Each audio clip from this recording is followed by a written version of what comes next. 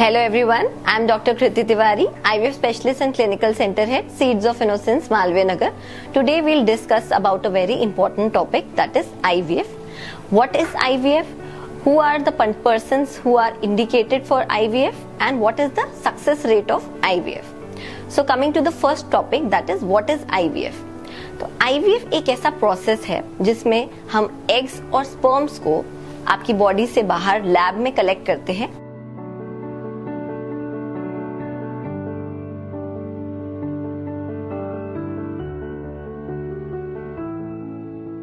Embryos को artificially lab में बनाते हैं एग और स्पर्म को मिला के, और फिर उनको लैब में कल्चर करके आपकी बॉडी के अंदर, यूट्रस के अंदर वापस प्लेस कर देते हैं। इस पूरे प्रोसेस को आईवीएफ कहते हैं। अब ये किन पेशेंट्स में इंडिकेटेड होता है?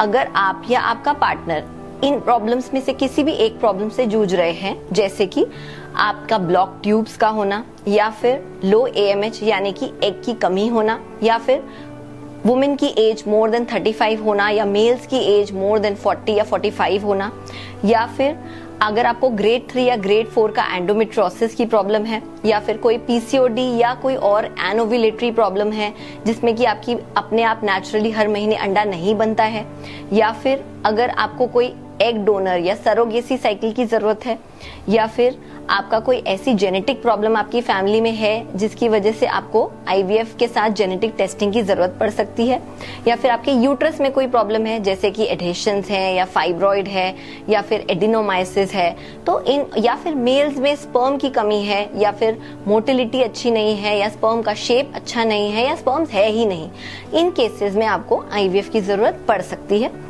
आईवीएफ का सक्सेस रेट क्या होता है, अब हम इस पे बात करते हैं। आईवीएफ का सक्सेस रेट यूजुअली 50 to 60% के अराउंड होता है।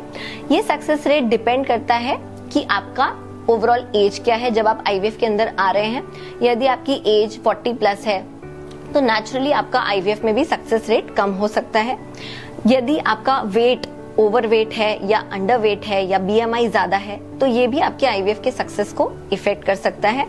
या फिर अगर आपका आईवीएफ कुछ ऐसे कॉजेस की वजह से हो रहा है जिसमें आपका थोड़ा बहुत सक्सेस रेट लो होता है, जैसे कि यूट्रस में कोई प्रॉब्लम है, एडहेशंस हैं, या एडिनोमाइसिस है, तो भी थोड़ा सा सक्सेस पे फर्क पड़ता है।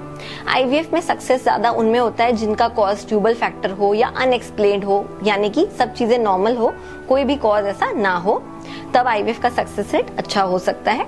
या फिर ये आपके एग की क्वालिटी, स्पर्म की क्वालिटी और ओवरऑल जो एम्ब्रियो बन रहा है उसकी क्वालिटी पे भी डिपेंड करता है कि आईवीएफ का सक्सेस रेट कैसा होगा।